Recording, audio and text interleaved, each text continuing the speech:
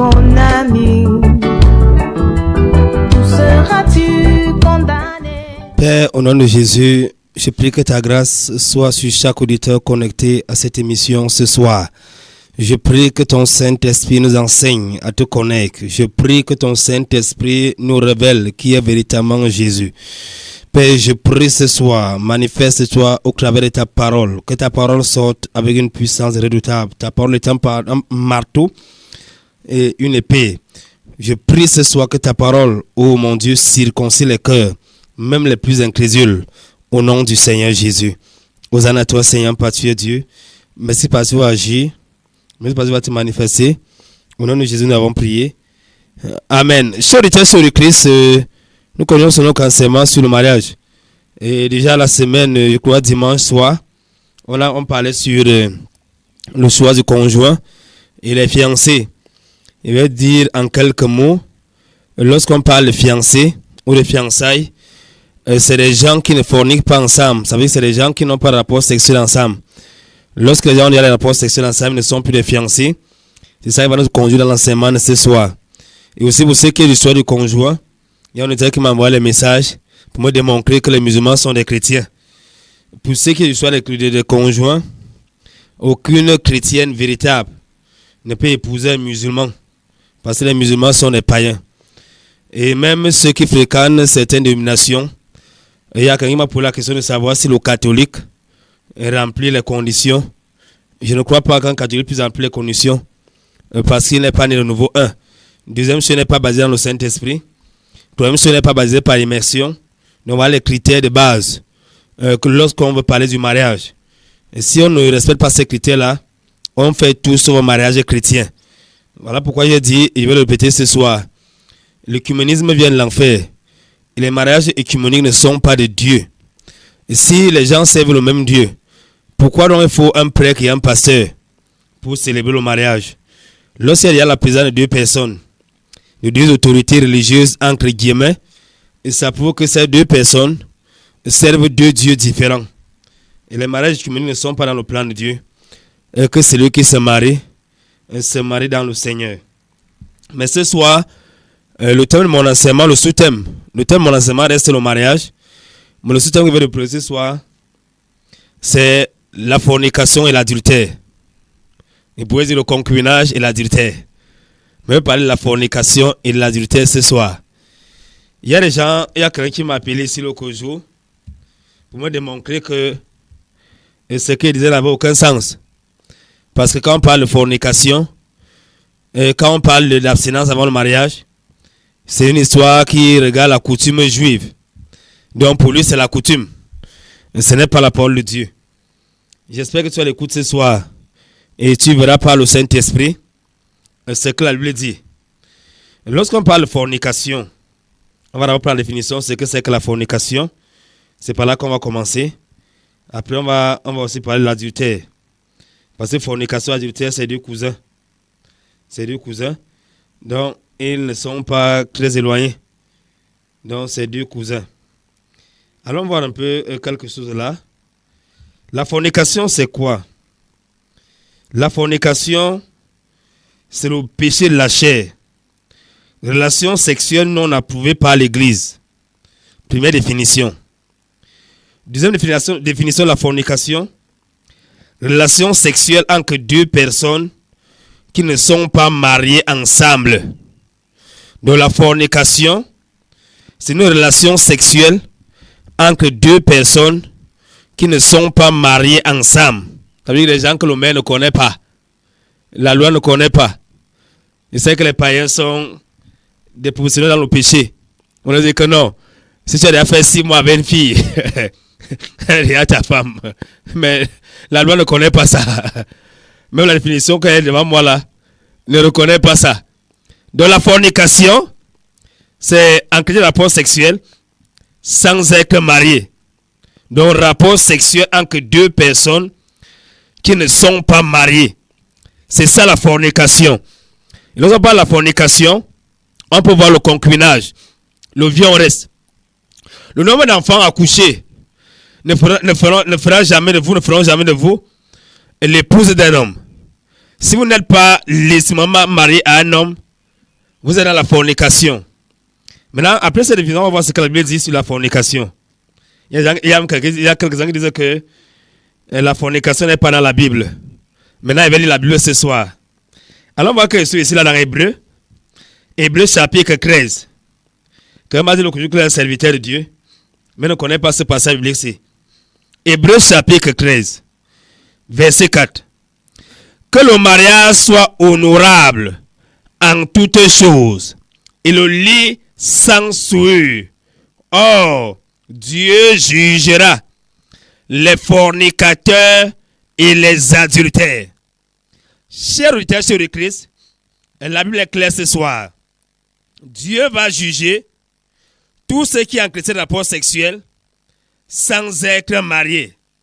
Nous avons vu que la fornication, c'est entretenir des rapports sexuels sans être marié. Donc la fornication, c'est le violence. La fornication, c'est mon gars. La fornication, c'est ma petite. La fornication, c'est mon petit ami. La fornication, c'est ma petite amie. La fornication, c'est le père de mon enfant. La fornication, c'est la mère de mon enfant ou la mère de mes enfants. C'est ça la fornication. Donc, un fornicateur est toute personne qui mène une vie sexuelle sans être légitimement marié. Ça veut dire quoi? Il n'a jamais été devant un maire, il n'a jamais été devant un pasteur, mais il a quand même une femme dans sa maison. C'est ça la fornication. Et la Bible dit que Dieu jugera les fornicateurs et les adultères. Donc toute personne qui mène une vie de fornication sera jugée par Dieu. Dieu va juger toute personne qui vit dans la fornication. Donc c'est un mensonge diabolique. Si dans une église, on dit à quelqu'un qui n'est pas marié, tu iras arranger ta situation avec Dieu. La Bible dit que le fornicateur sera jugé par Dieu. Dieu jugera. Et nous savons que c'est une chose terrible de tomber entre les mains du Dieu vivant. Il va encore lire notre passage qui parle de la fornication. Il va lire plusieurs ce soir, afin que quelques faux frères, peut-être peuvent comprendre cette repentir. Apocalypse chapitre 21, verset 8. Apocalypse chapitre 21, verset 8. Commençons au verset 7. Celui qui vaincra héritera toutes choses. Je serai son Dieu et il sera mon fils. Verset 8. Mais pour les lâches, les incrédules, les abominables, les meurtriers, les fornicateurs, là-bas sera où? Dans les temps ardents de feu et de soufre, ce qui est la seconde mort. La Bible est claire. Tout fornicateur, toute fornicatrice, sa place est réservée en enfer. Donc Dieu n'a pas pris dans son plan qu'un fornicateur n'ait pas de salaire. Le fornicateur aura le salaire. Et son salaire, c'est les temps ardents de feu et de soufre. Donc toute personne qui m'écoute ce soir et qui a entretient un rapport sexuel sans être marié, il est dans la fornication. Il est là en enfer. C'est pas moi qui dis. Apocalypse chapitre 21, verset 8. Il va relire tout le verset. Mais pour les lâches, les incrédules, les abominables, les meurtriers, les fornicateurs, les empoisonneurs, les idolâtres et tous les menteurs, leur part est dans les temps ardents de feu et de soufre, ce qui est la seconde mort. Donc, seconde mort, la séparation éternelle avec Dieu. Ceux qui croient que la vie finit sur la terre, dès que tu meurs sur la terre, tout est fini. C'est faux. Il y a une seconde mort qui est les temps ardents de feu. Mon frère, ma soeur, toi qui m'écoutes ce soir, et tu es encore dans la fornication, quand tu es encore à raisonner avec Dieu, il y a d'autres qui m'écoutent ce soir. Ils attendent qu'elle va sortir pour m'appeler. Ils me disent qu'homme de Dieu, j'ai 2 enfants, j'ai 3 enfants avec un homme. Je vais faire comment? Je n'ai pas d'argent. je n'ai pas d'emploi. La Bible dit que les fornicateurs, leur part, c'est dans les temps ardents de feu. Toi qui m'écoutes ce soir, même si tu as 20 enfants avec un homme, tu iras en enfer. Les enfants ne font pas le mariage. Aucun fornicateur n'entrera au ciel. Alors on voit quelque chose ici là, dans 1 Corinthiens, chapitre 6, on va voir ce que dit le Saint-Esprit là-bas. La parole de Dieu est claire sur le texte de Christ. Donc toi m'écoutes ce soir, c'est une grâce que Dieu t'accorde d'écouter la sainte doctrine. Repends-toi et tu iras au ciel avec les élus de Dieu. Ne savez-vous pas que les injustes n'hériteront pas l'homme de Dieu? Ne vous abusez point, ni les impurs, ni les idolâtres, ni les adultères, ni les efféminés, ni les infâmes, ni les larrons, ni les avares, ni les ivrognes, ni les médisants, ni les ravisseurs, n'hériteront le royaume de Dieu. Allons voir ici la version seconde. 1 Corinthiens chapitre 6. À partir du verset 9. Vous allez comprendre ce que la version seconde traduit par impur. Qu'est-ce qu'un impur? On va voir ici la version seconde. Allons voir quelque chose là. 1 Corinthiens chapitre 6. À partir du verset 9. On va voir ce que dit le Saint-Esprit là-bas. Mon frère, ma soeur, la parole de Dieu est claire ce soir. Tu ne vas plus dire que tu ne connaissais pas. Le Saint-Esprit est là ce soir pour t'éclairer. 1 Corinthiens chapitre 6, à partir du verset 9, il est écrit: ne savez-vous pas que les injustes n'hériteront pas l'homme de Dieu? Ne vous y trompez pas, ni les débauchés,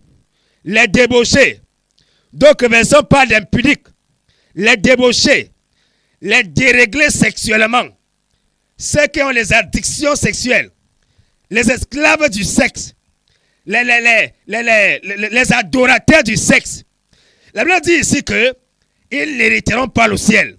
Aucun fornicateur, toute personne qui a entretenu un rapport sexuel sans être marié n'entrera au ciel. Même si dans les églises dirigées par le diable, on a fait de toi une diaconesse. Quelle abomination! Il y a des églises où les diaconesses et les diacres sont des fornicateurs. Je connais une église comme ça, où les diacres étaient des fornicateurs, où les diacres étaient des fornicatrices. Quand on parle de fornication, il est question du concubinage. Il y a un seul message pour les fornicateurs qui m'écoutent ce soir. Même si elle a fait 15 ans avec un homme, sors de là ce soir au nom de Jésus. C'est un irresponsable. Tu vis dans le péché. Tu connais avec ce monsieur, tu iras en enfer. Si une femme est dans ta maison et que tu n'as pas laissé épouser cette femme-là, remets-la à sa famille au nom de Jésus. Les fornicateurs n'entreront pas au ciel. Dieu est très sérieux dans ce qu'il dit. Allons voir un Thessaloniciens, un chapitre 4. Un Thessaloniciens, chapitre 4. Vous allez voir ici, il y a des gens qui disent et je vous connais la volonté de Dieu. Je vous connais la volonté de Dieu. Allons voir ce que la Bible dit. Dans 1 Thessaloniciens, chapitre 4. Allons voir ici. À partir du verset 2. Vous savez en effet quel précepte nous vous avons donné de la part du Seigneur Jésus. Ce que Dieu veut, c'est votre sanctification. C'est que vous vous absteniez de la débauche. Ce que Dieu veut, c'est votre sanctification. Ce que Dieu veut, c'est que tu congédies ton gars ce soir. Dis à ton gars ce soir, c'est fini. On ne peut plus pécher ensemble. J'ai écouté la parole de Dieu. Je veux suivre Jésus. Je veux être un enfant de Dieu. On a trompé quelques-uns. Quand il parlait à une fille, directement par téléphone, elle dit qu'elle est une chrétienne. Elle est une fille de Jésus. Dans les avortements et dans la fornication. Les fornicateurs n'ont rien à voir avec Dieu. Aucun fornicateur n'est chrétien. Aucune fornicatrice n'est chrétienne. Tous les fornicateurs sont les païens. Il faut démontrer cela bibliquement. Il va d'abord relire 1 Thessaloniciens chapitre 4, verset 2. Car vous savez quel commandement nous vous avons donné au nom du Seigneur Jésus. Les faux pasteurs qui sont sous la grâce, il n'y a plus de commandement. La Bible dit ici que, car vous savez quel commandement nous vous avons donné au nom du Seigneur Jésus. C'est ici en effet la volonté de Dieu que vous soyez sanctifiés, que vous vous absteniez de la fornication. La volonté de Dieu est que chaque personne qui m'écoute ce soir s'abstienne de la fornication. Parce que les fornicateurs ne font pas la volonté de Dieu. 1 Thessaloniciens chapitre 2, verset 3. C'est ici en effet la volonté de Dieu que vous soyez sanctifiés, que vous absteniez de la fornication. Les fornicateurs ne sont pas les chrétiens. Les fornicateurs sont les païens. Alors, on voit que je suis ici là, dans Actes chapitre 15, Actes des Apôtres, chapitre 15. Et soit que nous parlons sur le mariage. Actes des Apôtres, chapitre 15 là, on va voir la conclusion de la conférence de Jérusalem. On va voir ici ce que les frères ont résolu. Il va dire la lettre qu'ils ont écrite aux païens. Alors voilà ce que les apôtres ont recommandé, ont ordonné aux païens. Car il a paru bon au Saint-Esprit et à nous de ne pas vous imposer d'autres charges que les nécessaires. Savoir que vous vous absteniez de ce qui a été sacrifié aux idoles, du sang des animaux étouffés et de la fornication. La Bible dit ici que lorsqu'il y a eu la conférence à Jérusalem, les apôtres ont dit que les païens doivent s'abstenir de la fornication. Mais on dit aux gens aujourd'hui à l'église que la fornication n'existe pas, que ça ne regarde pas l'église, ça ne regarde pas les chrétiens. Aucun fornicateur n'est chrétien. Tous ceux qui vivent dans le concubinage, même si on t'a cramé dans l'eau, tu es un païen. Tu es un païen. Et aucun païen n'entrera au ciel. Les fornicateurs ne sont pas convertis. Les fornicateurs ne sont pas les enfants de Dieu. Parce qu'il y a des églises où même les fornicateurs prennent la Sainte Seine. N'importe qui prend la Sainte Seine. Aucun fornicateur n'est chrétien. Aucun fornicateur n'est converti. Les fornicateurs sont les païens. On doit dire aux fornicateurs qui sont dans l'église, ou vous repentez, ou vous sortez de l'église. L'église n'est pas un sacre de prostitution et d'impudicité. Les fornicateurs. On doit enseigner que les païens doivent s'abstenir de la fornication. Parce que la fornication est le mode de vie des païens. Vous connaissez notre génération. C'est un miracle de tuer une fille de 12 ans vierge. C'est un miracle. Un miracle. Aujourd'hui, à 13 ans, on accouche. À 14 ans, on accouche. Vous arrivez dans une maison, la mère à 40 ans, elle accouche. Sa fille de 14 ans accouche. Tout le monde accouche. Une maison, vous arrivez dans une maison, ils sont au moins 30 à l'intérieur. C'est la malédiction. Comment dans une maison, la mère peut se passer les couches avec ses filles. C'est une abomination. Vous êtes sous la malédiction. Repentez-vous ce soir. Aucun fornicateur n'est chrétien. Ils vont dans les églises. Ils peuvent attendre la langue. On met la communion. Parfois dans nos familles, on va te planter quelqu'un. Non, c'est le mari de ta sœur Albertine ici là. Ah bon? Albertine est mariée? Non, c'est l'homme avec lequel elle vit. C'est le père de ses enfants. Tu es dans la fornication. Le mot père de mes enfants n'existe pas dans la Bible. C'est le langage des païens.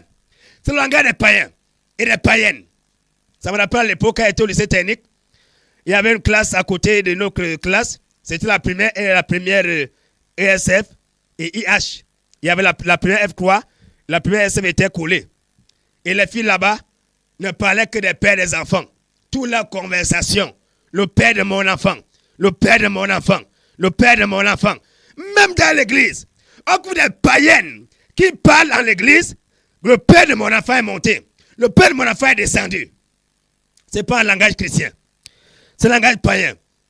Donc toute personne qui a entretient un rapport sexuel sans être marié est un fornicateur. Et les portes de l'enfer lui sont grandement ouvertes. Toi m'écoutes ce soir mon frère. La volonté de Dieu n'est pas que tu aies un enfer. Bon, pourquoi ce soir, dis à cette femme qui est dans ta maison, tu n'es pas ma femme. Rentre dans ta famille. Donne l'argent de transport. Je me rappelle, il y a un jeune homme qui est venu me voir un jour. Il avait trop de problèmes. Gloire à Dieu, il s'est converti. Il s'est converti, le frère Robert. Il est devenu un frère aujourd'hui. Il a dit comment il avait les problèmes.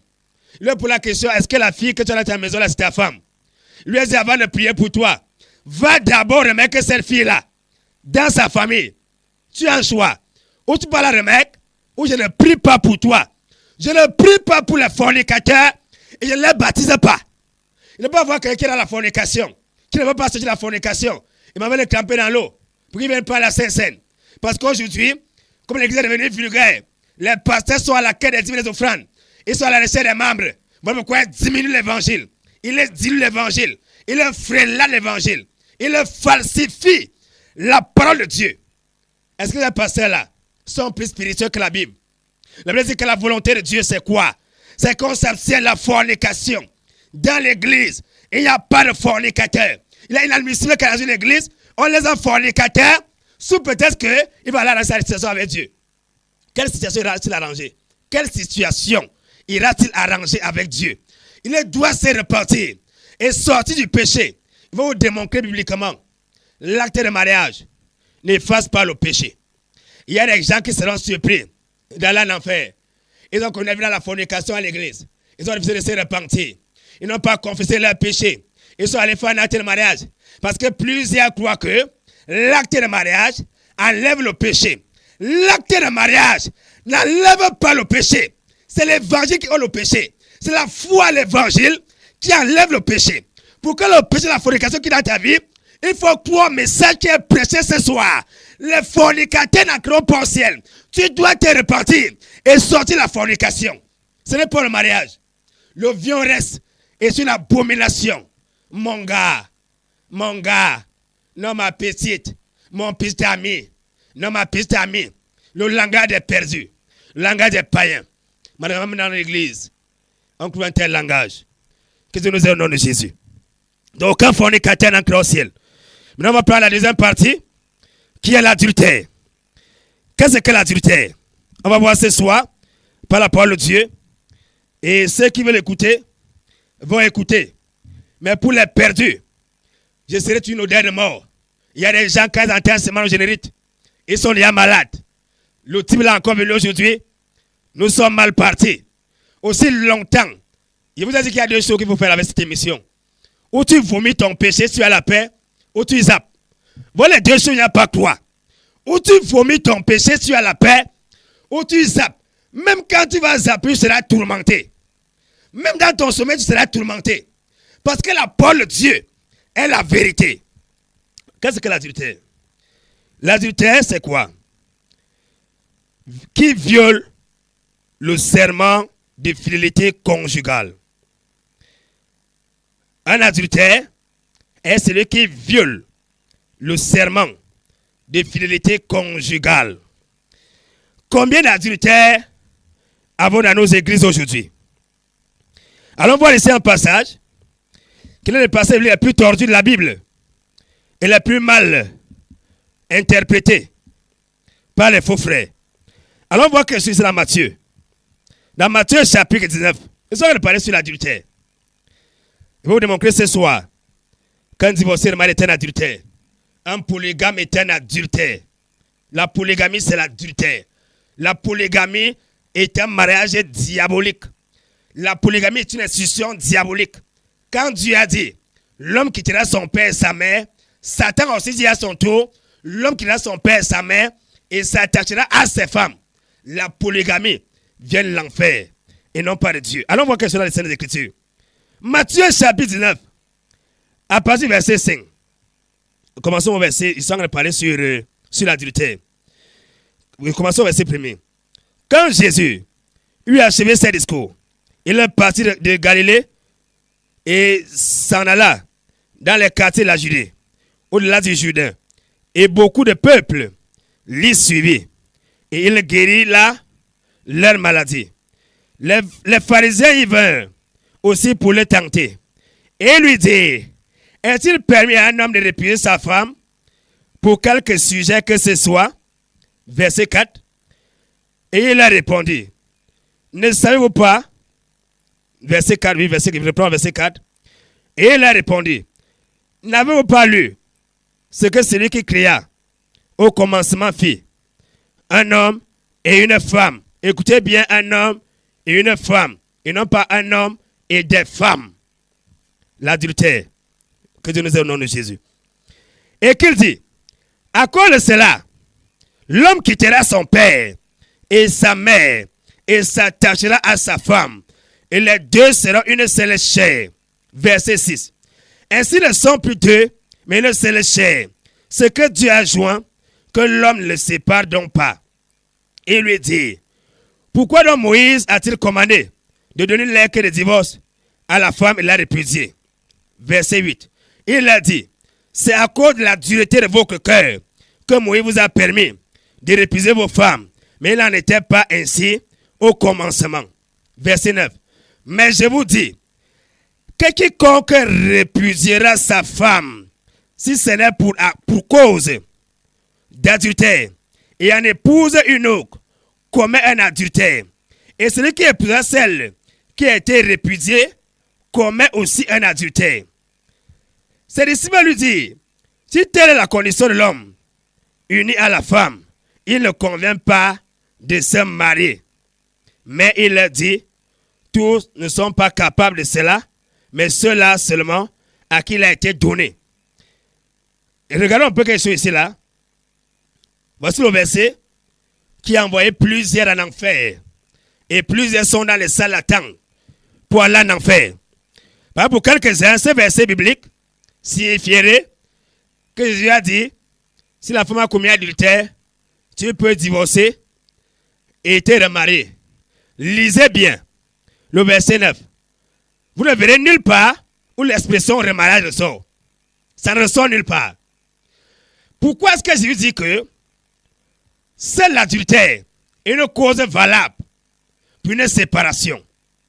Lorsqu'un partenaire, lorsqu'un conjoint commet adultère, il a déjà brisé le lien de mariage.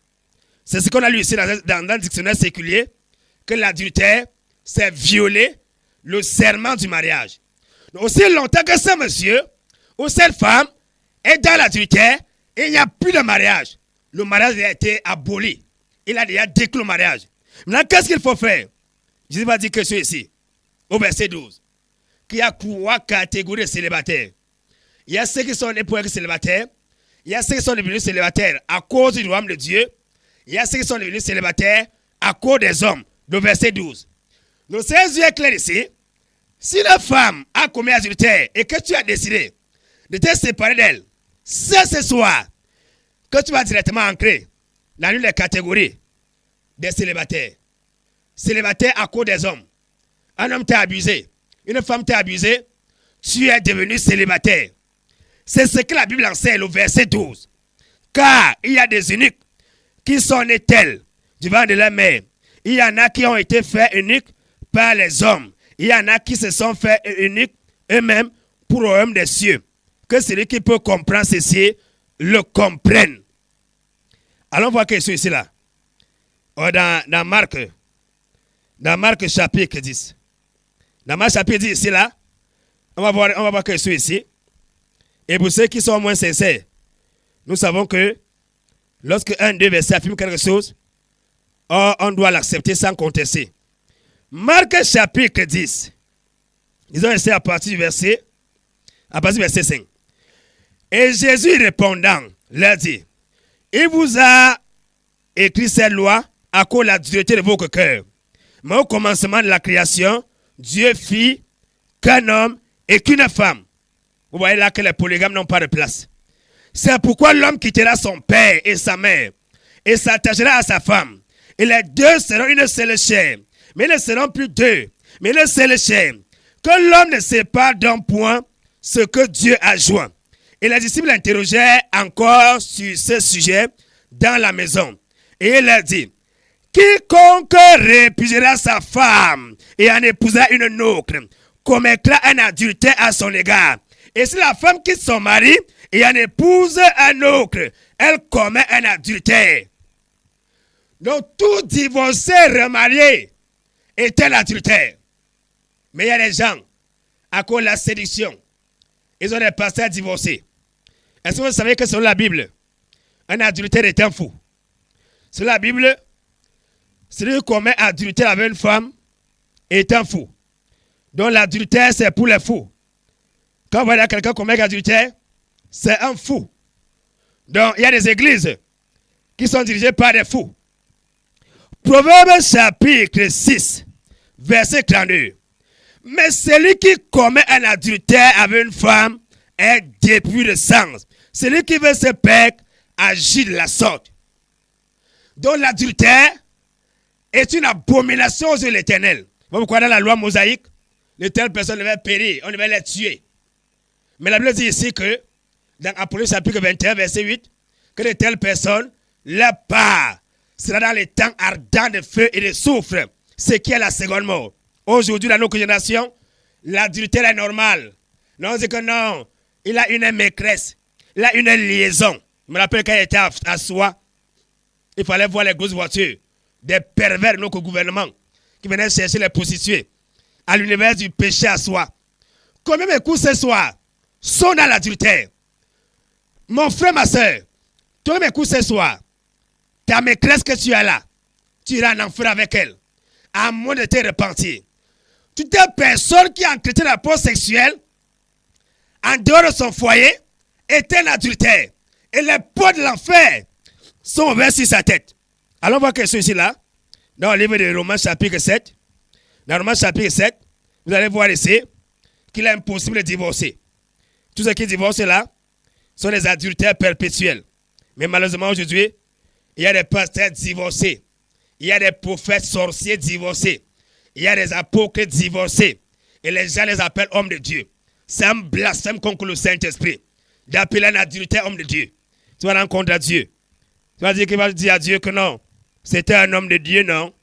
En effet, la femme mariée, je suis dans Romains chapitre 7, il va lire le verset 2, il prend d'abord la version Osterval.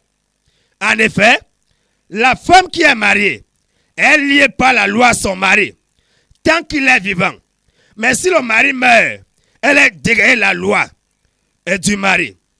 Si donc, durant la vie de son mari, elle épouse un autre homme, elle sera appelée adultère.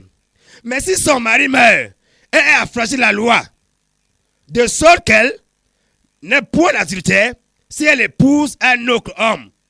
Une femme qui est mariée, une femme mariée, toi qui m'écoutes ce soir, on t'a épousé quelque part, je t'ai marié avec un homme quelque part, et tu as divorcé, et tu veux te remarier, ou bien tu aimes déjà remarier, tu es dans le péché.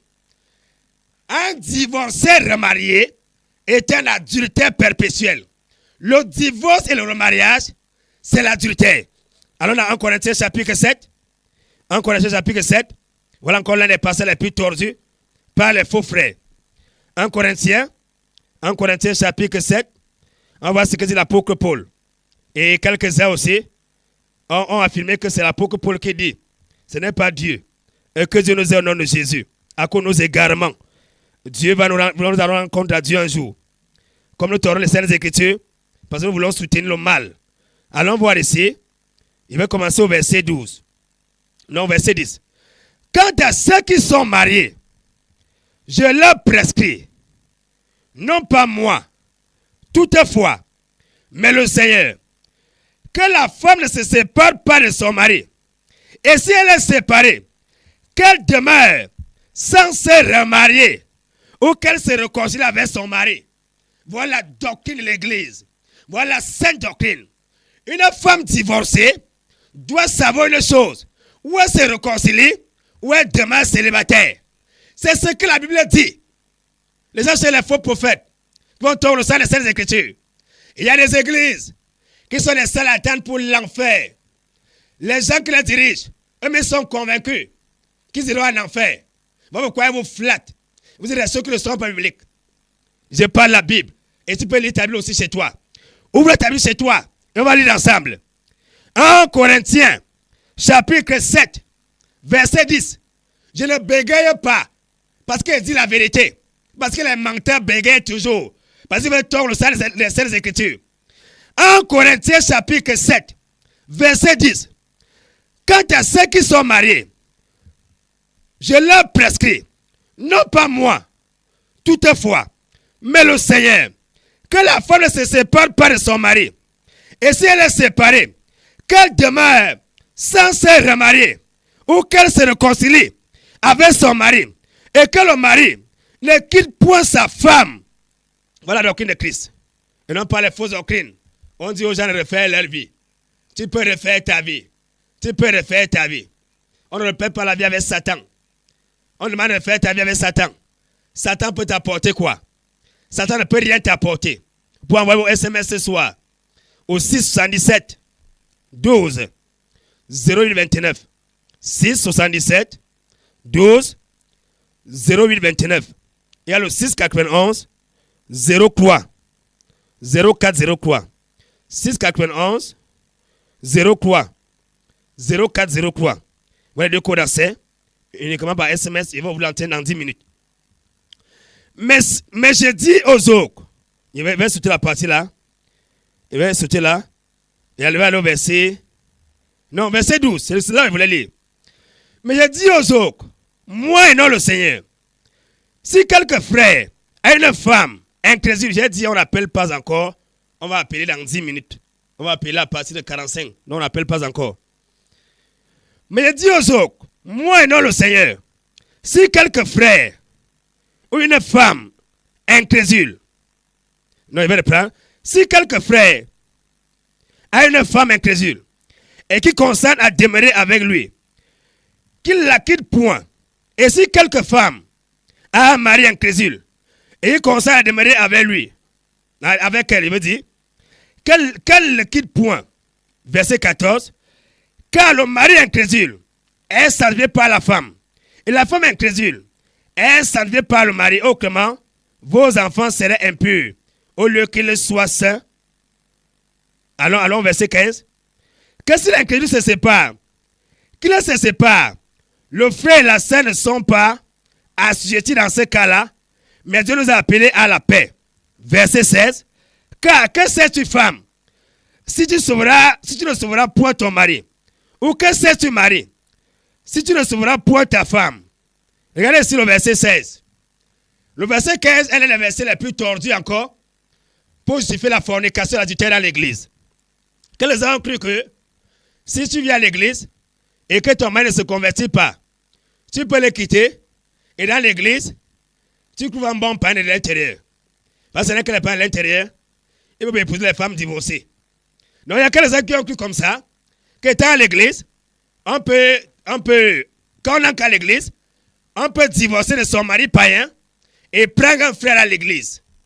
Ce n'est pas vrai.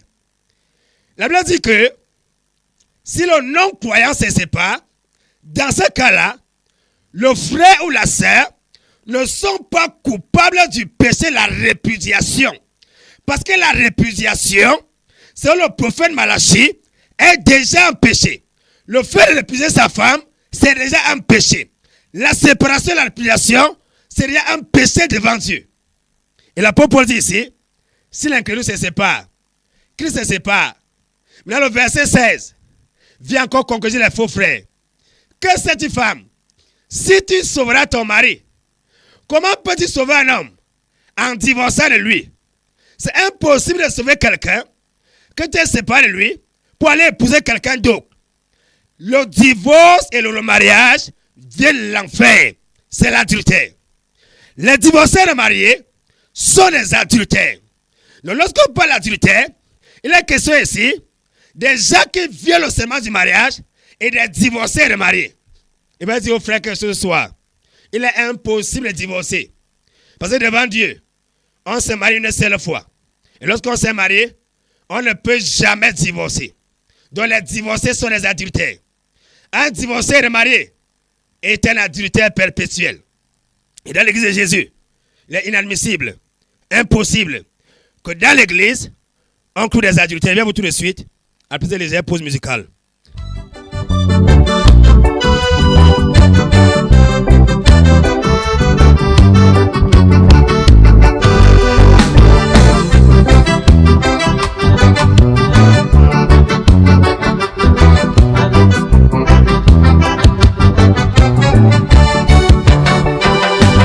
Jésus-Christ dans la main, cher ami. Accepte l'amour qu'il t'offre aujourd'hui. Toute ta vie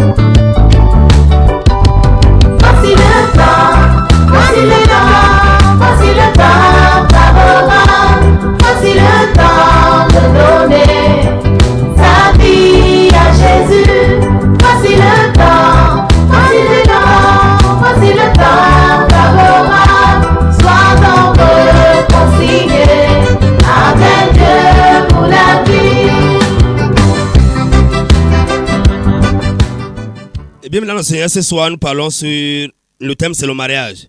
Nous sommes en train de développer un sous-thème, la fornication et l'adultère.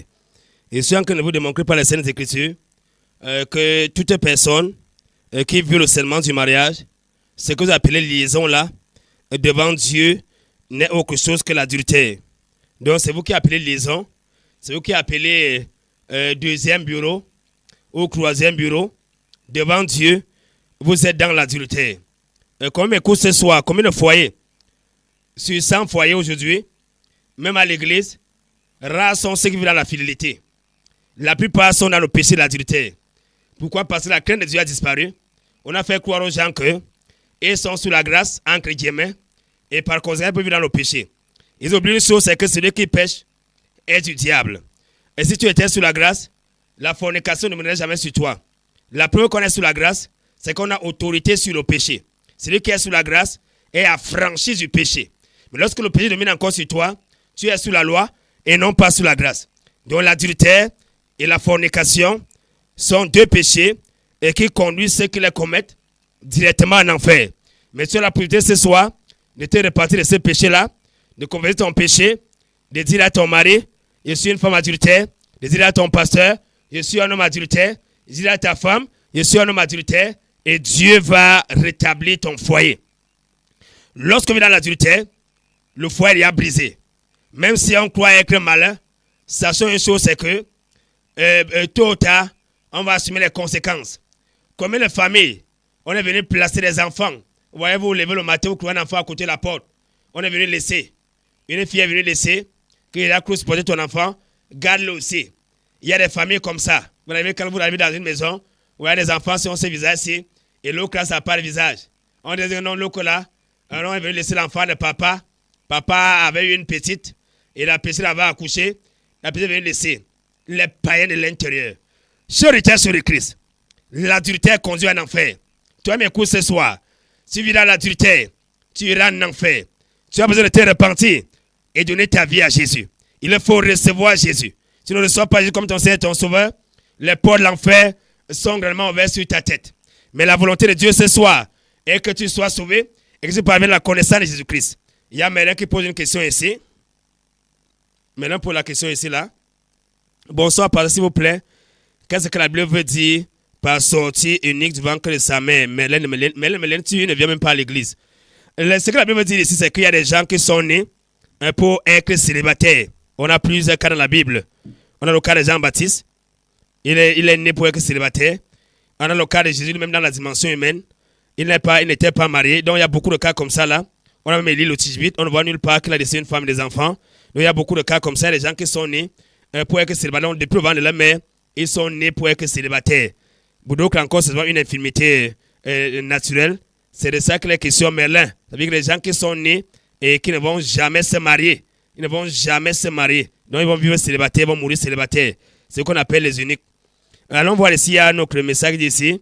Bonsoir, pasteur. Jésus est-il venu pour les justes? Sachez-le, s'il n'y avait pas les péchés, il devait non plus avoir l'enfer. Tu n'as même pas signé ton SMS. Tu n'as pas signé ton SMS. Il fallait signer. Même comme il n'a pas, son sang n'est pas bien donné là. Il ne sait pas exactement ce que tu veux dire. Ce que tu veux dire exactement. Il ne comprend pas ce que tu veux dire. Il fallait mettre ton nom. Bonsoir, j'apprécie vraiment l'émission. Cela nous ouvre les yeux. Et nous enseigne vraiment sur le mariage. Soyez bénis. Oh, j'ai beaucoup appris ce soir. Vu que je me marie très bientôt. Ah, Ornella. Ornella, merci. Ornella, il faut que tu me donnes le bien anniversaire de manger le poulet. Oui, auditeur Ali, bonsoir. Oui, bonsoir, auditeur.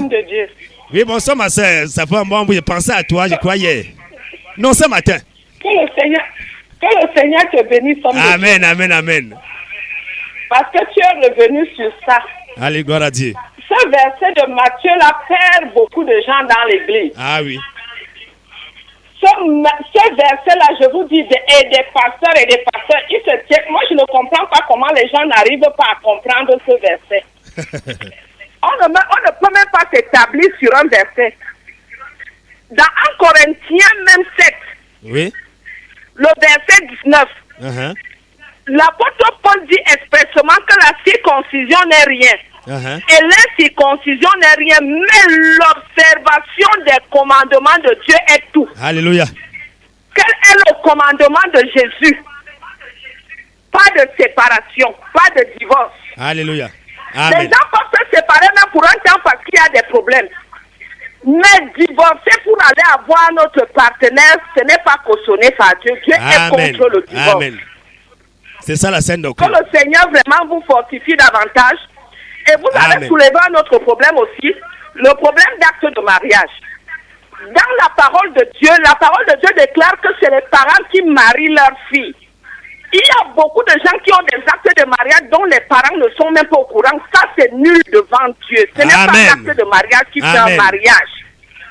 Ça commence par les parents et ça finit par l'acte de mariage.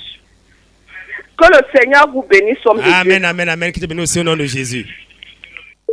Ok, la sœur Blandine. Sois abondamment béni au nom de Jésus. Vous pouvez me joindre ce soir au 6 77 12 0829 6 77 12 0829. Il y a le 6 91 03 04 04. Si on est là, tu n'es pas venu me donner le bien d'invitation. Tu dis que tu vas marier bientôt, mais n'est pas encore reçu le bien d'invitation. Mais c'est comment qu'il vient manger le poulet à ton mariage.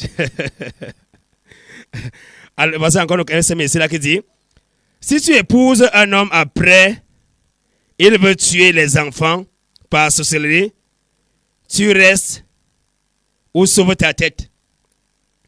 Si tu estimes que l'homme veut tuer, et j'aimerais que tu me rassures que tu es une chrétienne. Parce que je suis en train de voir une doctrine ici. Si j'étais sûr que tu étais une chrétienne, je devais prendre directement position. La première question est celle-ci. Qui t'a dit que l'homme est sorcier? Qui t'a dit que ton mari est sorcier? Comment est-ce que tu as fait pour savoir qu'il est sorcier? Maintenant, s'il est sorcier et que tu estimes que tu veux sauver ta tête, c'est une chose. Tu te sépares.